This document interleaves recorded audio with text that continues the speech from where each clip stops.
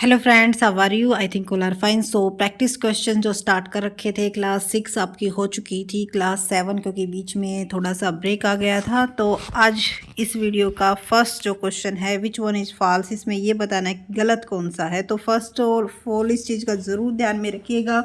कई क्वेश्चंस में ट्रू पूछ लिया जाता है, कईयों में फॉल्स पूछ लिया जाता है। तो सब field of accounting are bookkeeping, financial accounting and management accounting. तो सब field of accounting, bookkeeping भी किसकी फील्ड होती है? अकाउंटिंग की। फाइनेंशियल अकाउंटिंग भी, मैनेजमेंट अकाउंटिंग भी, ये सभी क्या होती हैं? सब फील्ड होती हैं हमारी अकाउंटिंग की। तो ये हमारा क्या है? राइट है। There were a wide gulf between accounting and economics. तो अकाउंटिंग और इकोनॉमिक्स में बहुत ही ज़्यादा, ये भी ठीक है क्योंकि इकोनॉमिक्स और अकाउंटिंग में बहुत ही बड़ा डिफरेंस है। Accounting means recording transaction and events, not there interpretation. तो अकाउंटिंग का मतलब क्या होता है? ट्रांजैक्शन और इवेंट्स को ओनली रिकॉर्ड करना होता है। तो अगर आपने ध्यान से पढ़ा होगा तो अकाउंटिंग जो ट्रांजैक्शन है उनको रिकॉर्ड करने का काम बुक कीपिंग के अंदर आता है, not there interpretation. But accounting के अंदर इन सभी चीज़ों को क्या किया जाता है? इंक्लूड किया जाता है। तो ऑप्शन इसका जो थर्ड है वो ठीक है क्योंकि गलत दिया हुआ है। उसके बाद एक बार फोर्थ भी पढ़ लेते हैं। Materiality principle is an exception the full disclosure principle. बिल्कुल सही बात कही गई है क्योंकि मैटलेटिव प्रिंसिपल क्या कहता है? ओनली इम्पोर्टेंट जो चीज़ें हैं उन्हीं को शो करो। लेकिन जो फुल डिस्क्लोजर है वो क्या कहता है कि जो भी चीज़ें हैं कंपनी की, छोटी से छोटी चीज़ों को हमें क्या करना चाहिए? डिस्क्लोज करना चाहिए। यानी कि मैटलेटिव प्रिंसिपल का अगर अपोजिट कहा जाए फुल डिस्क्लोजर को तो रॉन्ग नहीं होगा। उसके बाद चलते हैं नेक्स्ट क्वेश्चन की तरफ। अगर आपको किसी भी क्वेश्चन पर डाउट हो तो आप कमेंट सेक्शन में ज़रूर पूछिएगा, और अगर किसी भी क्वेश्चन का आंसर आपको रॉन्ग लगे तो भी कमेंट में ज़रूर बताइएगा। So which of the following is not a function of financial marketing? कौन सा फंक्शन नहीं है फाइनेंशियल मार्केटिंग का? ठीक है, फाइनेंस मार्केट का कौन सा फंक्शन नहीं है? तो सबसे पहले facilitating housing loan, facilitating price discovery, providing liquidity to financial assets, reducing the cost of transaction.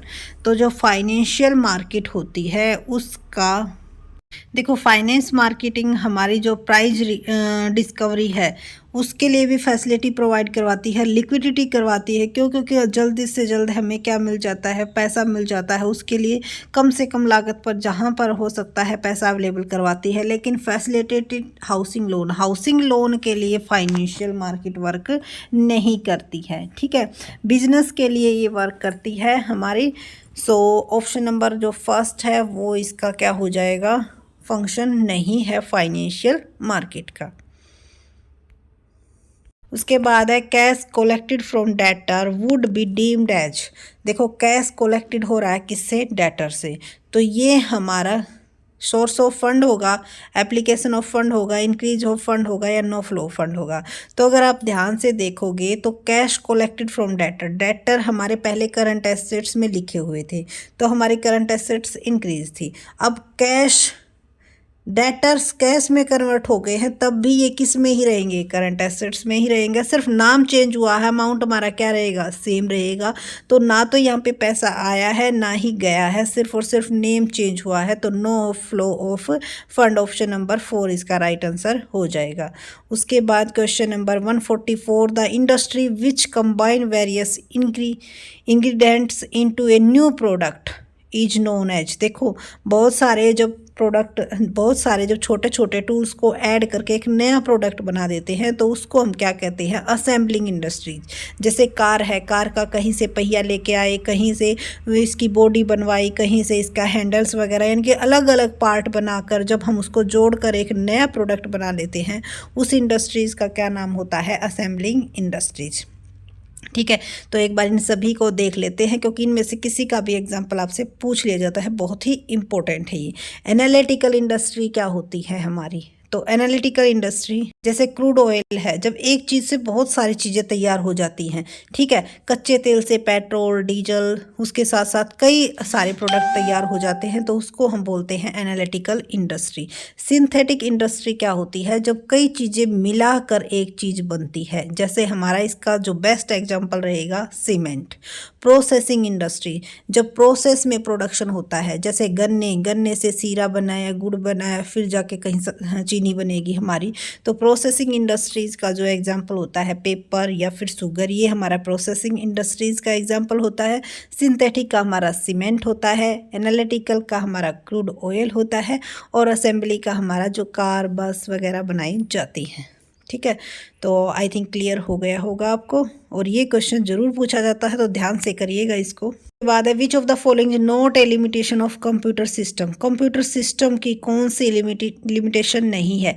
देखो, लैक ऑफ डिसीजन मेकिंग, बिल्कुल डिसीजन मेकिंग की कमी इसमें नहीं होती है। लैक ऑफ स्पीड, जी नहीं, स्पीड तो बहुत ही फास्ट होती है, तो ये इसकी लिमिटेशन नहीं होती है क्योंकि स्पीड बहुत ही फास्ट होती है। लैक ऑफ कॉमन सेंस, बिल्कुल है, कॉमन सेंस नहीं होती। जो डाटा है, जिस तरह से ये अपनी कॉमन सेंस यूज नहीं करेगा, जो हमने एप्लीकेशन डाल रखी है उसी एप्लीकेशन के अकॉर्डिंग जो आंसर आएगा वो हमें शो होगा। जीरो आईक्यू, आईक्यू भी क्या होता है इसका, जीरो होता है, ये भी इसकी लिमिटेशन है। बट लैक स्पीड नहीं होती, स्पीड इसकी बहुत ही फास्ट वर्क करता है।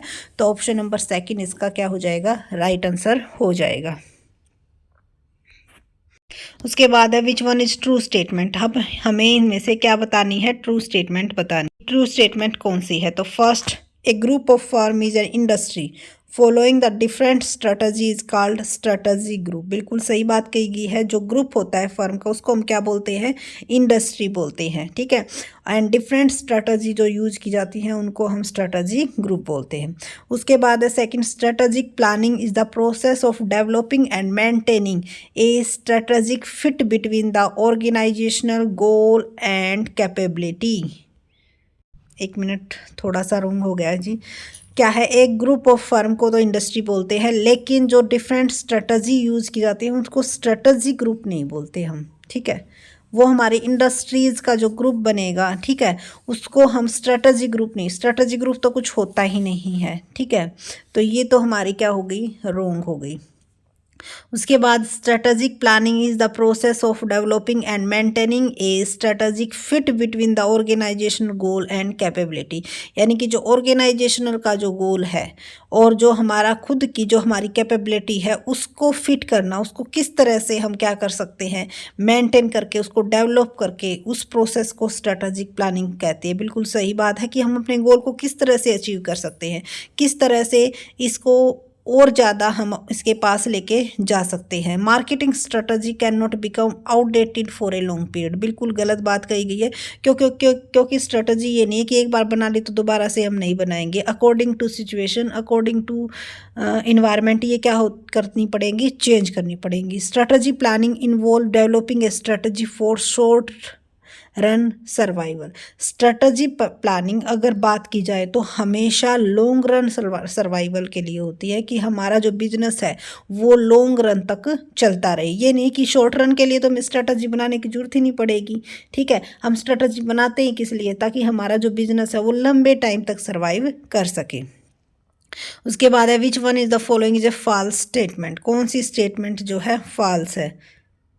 सो जो फर्स्ट ऑप्शन है, human resource activities are not the sole responsibility of the HR specialist. कि human resource activity are not the sole responsibility of the HR specialist. तो बिल्कुल सही बात कही गई है, ठीक है। Human resource activity are not the sole responsibility, अकेले की रिस्पॉन्सिबिलिटी नहीं है HR स्पेशलिस्ट की, हमें फॉल्स बताना है। तो फर्स्ट ऑप्शन तो नहीं आएगा।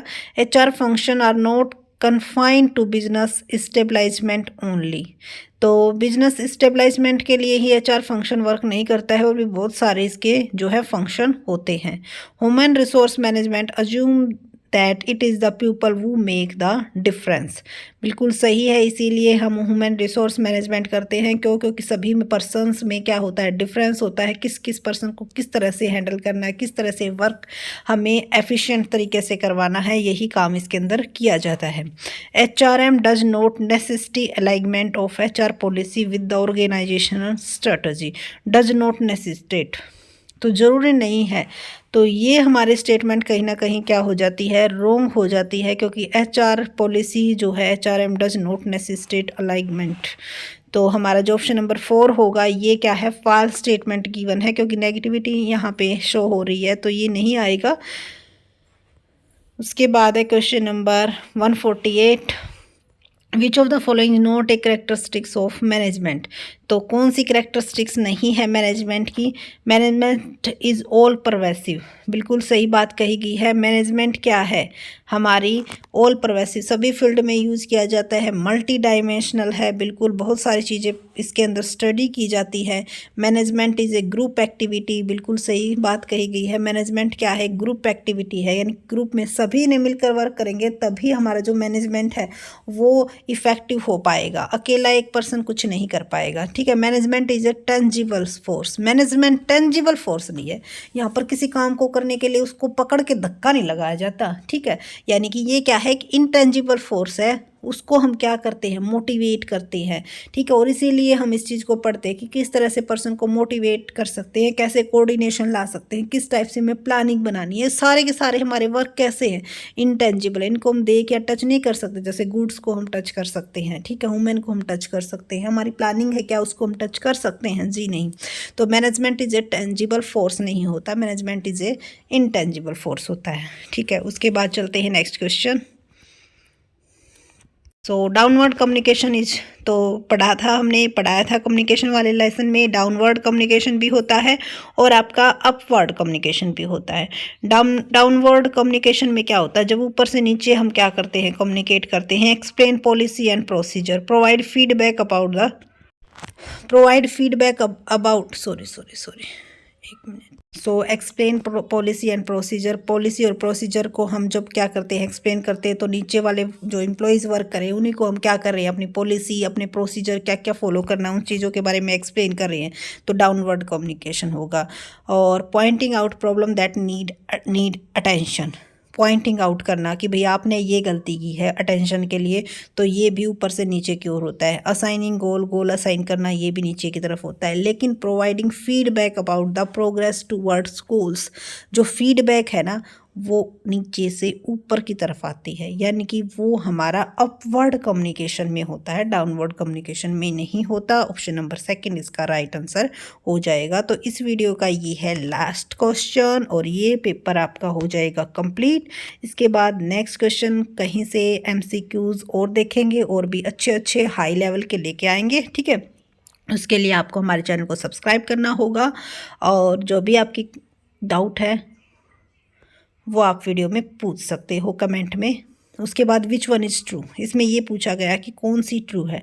Accounting is a social science, बिल्कुल सही बात कही गई। अकाउंटिंग क्या है, एक सोशल साइंस है, सो ट्रू ही पूछा गया है। वैसे तो इसका आंसर फर्स्ट ही हो जाएगा क्योंकि accounting is a social science. उसके बाद सेकंड एक बार देख लेते हैं। Economic life on an enterprises is artificial split into periodical interval in accordance with the going concern assumption. Economic life of an enterprise is artificial split into periodical, जी नहीं, जो पीरियड में डिस्ट्रीब्यूट किया जाता है वो हमारा कौन सा प्रिंसिपल होता है, वो हमारा अकाउंटिंग पीरियड ही प्रिंसिपल होता है उसका नाम। तो सेकंड ये रोंग दिया हुआ है, गोइंग कंसर्न अजम्पशन इसका नाम दिया गया है, लेकिन इसका क्या आना चाहिए था, अकाउंटिंग पीरियड। उसके बाद है third, the assets are classified as current assets and fixed assets is accordance with accounting period assumption. ये बिल्कुल रोंग दिया गया है, इसका अपोजिट दिया हुआ है क्योंकि यहाँ पे अकाउंटिंग पीरियड एजम्पशन नहीं होता था। करंट एसेट्स और फिक्स्ड एसेट्स में हम क्यों डिस्ट्रीब्यूट करते हैं, गोइंग कंसर्न कॉन्सेप्ट की वजह से, क्योंकि गोइंग कंसर्न कॉन्सेप्ट क्या कहेगा, हमारा बिजनेस लंबे समय तक चलता रहेगा और लंबे समय तक चलता रहेगा, इस तभी हम क्या करते हैं, करंट एसेट्स और फिक्स्ड एसेट्स में डिस्ट्रीब्यूट करते हैं। उसके बाद लास्ट ऑप्शन था, revenue is generally recognised at the point of sale in accordance with the matching principle. जी नहीं, ये हमारा कौन सा प्रिंसिपल कहता है, रिवेन्यू, ठीक है, एक्रूअल बेसिस प्रिंसिपल, सॉरी। ये थे आपके आज के क्वेश्चन। कैसे लगे, अच्छे से समझ में आए हों, ऑल डाउट आपके क्लियर हुए हों तो आप अच्छा सा कमेंट कीजिएगा, और कोई भी आपका डाउट है तो आप कमेंट सेक्शन में पूछ सकते हो। Thank you so much, and please अपना सपोर्ट, अपना प्यार इसी तरह बनाए रखिएगा। आगे मिलते हैं नेक्स्ट एक वैल्यूएबल और इन्फॉर्मेटिव वीडियोज़ में। Thank you.